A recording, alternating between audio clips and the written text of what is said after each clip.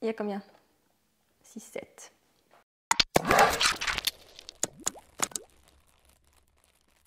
Hello tout le monde, j'espère que vous allez bien. On se retrouve pour une nouvelle vidéo et aujourd'hui, je vous propose de tester la yaourtière Silvercrest de Lidl. J'ai acheté la yaourtière à 16,99 € et à l'intérieur du carton, il y avait bien sûr le manuel d'utilisation et la yaourtière. Alors, Oups. Ah. Comment gérer tout ça? On recule, hop, tac, là c'est mieux. Alors, on a le couvercle.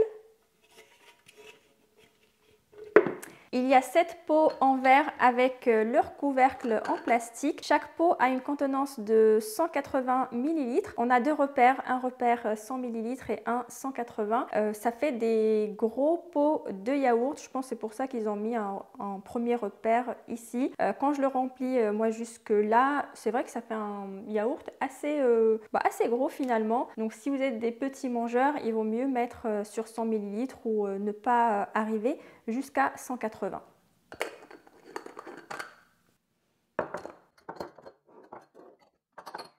Et là, on a le socle de la yaourtière. Elle est vraiment très légère, donc c'est en plastique. On a cette petite finition en inox qui se salit assez vite, mais qui se nettoie très bien avec un petit coup de chiffon humide et après on sèche. Et on retrouve la petite brillance, mais vous voyez en fait dès que je pose, ça fait des traces. Il n'y a pas d'écran d'affichage, il y a juste ce petit bouton marche-arrêt. Une fois que vous avez mis vos pots de yaourt, vous branchez la yaourtière, vous appuyez ici et c'est parti pour la fermentation. Donc il faut bien penser à mettre une minuterie sur votre téléphone par exemple. Si vous avez un four que vous pouvez régler, où il y a une minuterie intégrée, vous le mettez. Ou alors une minuterie, je sais pas, externe. Donc il faut bien mettre ça parce que sinon ça va fermenter pendant une durée indéterminée. Il n'y a pas d'arrêt automatique aussi. Il faut vraiment débrancher, arrêter ou éteindre la yaourtière pour que la fermentation s'arrête. Je vous dis ça parce que ça m'est arrivé j'ai laissé un peu plus longtemps, mais en fait la minuterie s'est arrêtée et je ne sais pas pourquoi. Je ne suis pas partie tout de suite retirer les yaourts parce que j'ai l'habitude avec ma yaourtière La Grange que j'ai depuis quelques années. Et il y a un arrêt automatique une fois que le temps indiqué arrive, eh bien elle s'arrête automatiquement, donc j'ai pas à aller tout de suite éteindre. Et donc ce qui s'est passé, c'est que je me suis retrouvée avec des yaourts un peu acides, c'était pas très agréable. Je vous montre comment ça se passe. Il suffit juste de brancher, vous mettez vos pots de yaourt remplis bien sûr, on ferme avec le couvercle et on appuie ici. C'est un petit peu, il faut appuyer assez fort, le bouton il est un petit peu dur et vous voyez c'est très léger, hein, ça se pousse comme ça. Donc je vous conseille quand les pots sont pleins de maintenir avant d'appuyer, histoire de ne pas faire déborder les pots. Donc vous appuyez et ça y est, la machine va se mettre en route et il faudra donc mettre une minuterie. Au niveau des caractéristiques techniques, donc dans le manuel vous avez toutes les informations, vous avez la tension, la consommation électrique, donc on est sur 20 watts. La classe de protection, ça je sais pas trop comment ça se lit. Les dimensions, à peu près 13 x 24,5 cm et le poids 1,8 kg, donc vous voyez c'est vraiment très léger. Ensuite vous avez des petites informations, la mise en route, comment préparer vos yaourts et il me semble qu'il y a, oui voilà, il y a des idées de préparation de yaourts mais bon rien de folichon. Alors pour la préparation des yaourts, bien sûr j'ai d'abord fait mes yaourts, j'ai lancé la yaourtière avec la minuterie et c'est après que j'ai lu le manuel d'utilisation. En fait je me suis basée sur mon ancienne yaourtière, je remplissais les pots, je fermais pas, je mettais le couvercle et je lançais. Sauf que en lisant le manuel d'utilisation, il est indiqué quand on utilise du lait froid, de mettre un petit fond d'eau dans la yaourtière et avant de lancer la fermentation et aussi de fermer les pots. Donc bon, moi j'ai fait sans fermer les pots, sans l'eau dans le fond et ça a très bien fonctionné. Je n'ai pas encore essayé de faire la méthode qui est indiquée dans le manuel d'utilisation. Si vous avez déjà cette même yaourtière, n'hésitez pas à me dire si vous l'avez fait.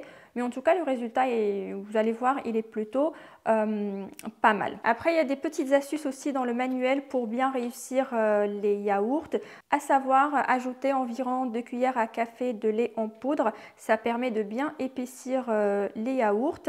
Des petits conseils quand on utilise des boissons de soja. Donc en gros, il faut utiliser, si vous utilisez une boisson de soja, il faut utiliser un yaourt à partir de soja aussi. Donc voilà, des petites astuces qui peuvent aider pour bien réussir les yaourts. C'est parti pour le premier test. Je vais réaliser un yaourt nature et pour ça je vais utiliser un pot de yaourt nature que j'avais dans le frigo. Je viens bien le mélanger au début pour éviter d'avoir des petits grumeaux.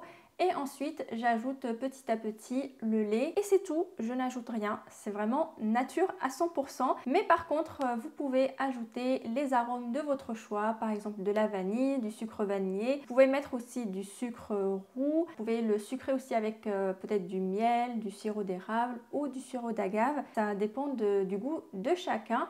Une fois que tout est bien mélangé, je viens tout simplement mettre la préparation dans les pots à l'aide d'un entonnoir pour éviter d'en mettre partout. Là, je remplis, en fait, il faut remplir les pots jusqu'à 180 ml pour 1 litre, sinon vous allez vous retrouver avec un restant de préparation. Sinon, si vous voulez pas des gros yaourts, donc vous remplissez jusqu'à 100 ml ou vous dépassez un petit peu, mais du coup, il va vous rester un petit peu de préparation. Et j'avoue que je ne sais pas quoi faire avec le restant de préparation. Ou alors la boire. Du yaourt mélangé avec du lait, ça se boit très bien, sans problème. Alors j'essuie les pots au cas où il y a des petites gouttes qui se sont faufilées. Et je ferme la yaourtière, j'appuie sur le bouton marche arrêt. Et c'est parti, on n'oublie pas de mettre une minuterie et comme c'est indiqué dans le manuel d'utilisation, il faut laisser fermenter entre 10 à 12 minutes. Donc ça va dépendre aussi de la température ambiante. Là en ce moment il fait ni trop chaud ni trop froid.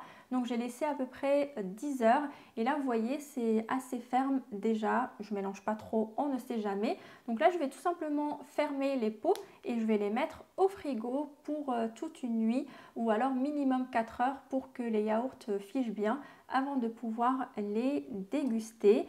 Donc là, c'est le lendemain. Les yaourts sont bien fermes. En tout cas, ils ont l'air bien fermes. Et quand j'utilise une cuillère, je trouve que la texture est plutôt pas mal. En tout cas, personnellement, j'aime bien mes yaourts comme ça. Je n'aime pas quand c'est trop figé. Par exemple, ceux de yaourts nature du commerce, je n'aime pas trop la texture. Mais ça va dépendre de chacun. Au niveau du goût, eh ben, c'est le goût d'un yaourt. Mais pareil, je préfère celui qu'on fait maison et pas celui que j'achète dans les commerces. Bien souvent, j'achète les yaourts nature, c'est pour faire mes pots de yaourt au lieu d'acheter les ferments lactiques.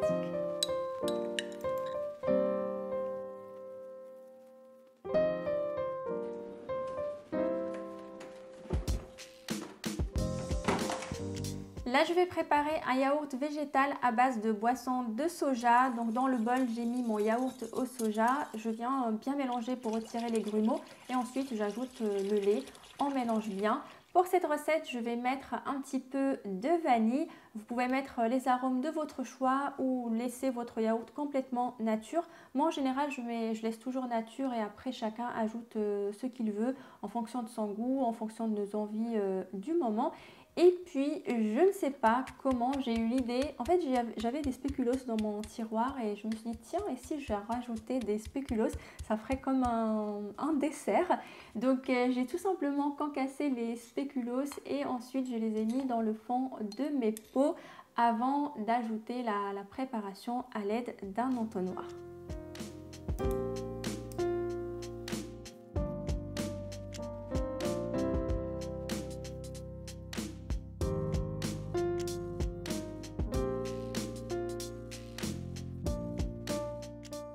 Et donc là, j'ai respecté ce qu'il y avait indiqué dans le manuel d'utilisation. J'ai bien fermé les pots avant de les mettre dans la yaourtière.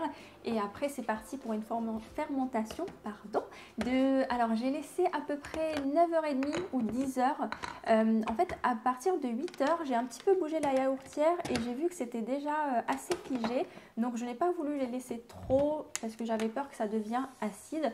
Et bien sûr, après la fermentation, donc on les met au frigo pour une nuit de préférence. Comme ça, les yaourts ont le temps de bien figer et ensuite, on va pouvoir les déguster. Alors, ça a bien pris sans problème, donc le résultat est plutôt top et c'était même plus pris, j'ai l'impression, par rapport au yaourt nature que j'ai fait au début. Je pense que le spéculoos aide aussi à améliorer la texture des yaourts. Mais sinon c'était quand même assez crémeux. Alors si vous voulez tester la recette, en fait le goût est bon, mais la texture elle est un petit peu particulière en fait quand vous allez prendre le yaourt avec les spéculoos. Donc si ça vous tente d'essayer, je vous conseille de le faire sur un ou deux pots, comme ça vous goûtez, vous voyez si ça vous plaît ou pas avant de continuer l'aventure. Ne faites pas les 7 pots en une seule fois parce que ça se trouve ça va pas vous plaire. C'est un peu particulier, c'est bon mais c'est particulier et je préfère vous prévenir.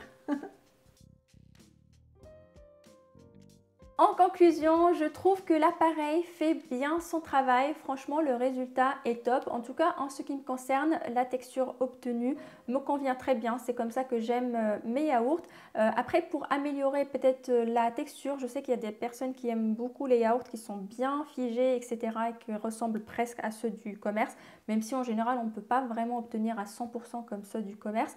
Donc, il faut ajouter les cuillères là, de lait en poudre. Il y en a aussi qui mettent de la maïzena. J'ai jamais essayé, il faudra que je teste. Dites-moi dans les commentaires si vous avez déjà essayé avec de la maïzena. Mais pour ma part, je trouve que, enfin voilà, au niveau de la texture, ça me convient. Je trouve assez dommage qu'il n'y a pas d'écran d'affichage pour voir combien d'heures on met, combien d'heures de fermentation il nous reste.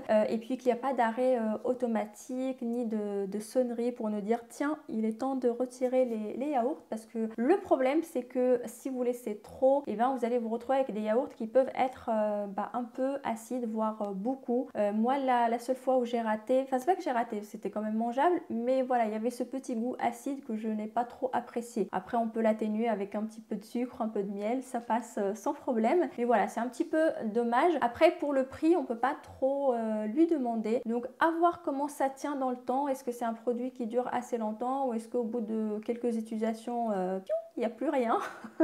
Je vous dirai ça peut-être dans une prochaine vidéo, sinon je mettrai des mises à jour sur le site. Voilà, j'espère que je vous ai tout dit sur cet appareil. Franchement, il n'y avait pas grand chose à dire, il n'y a rien de particulier, rien de technique et tout ça. On met les pots, on appuie et bim, c'est parti. On n'oublie pas la minuterie bien sûr. Ça m'a traumatisé l'histoire d'avoir des yaourts acides. Donc si vous avez des questions, bien sûr, n'hésitez pas à me les mettre dans la section commentaires. Si j'ai des mises à jour, je les mettrai dans l'article que je vais partager sur le site. Et puis, merci d'être arrivé jusque là et je vous dis à très vite pour une prochaine vidéo.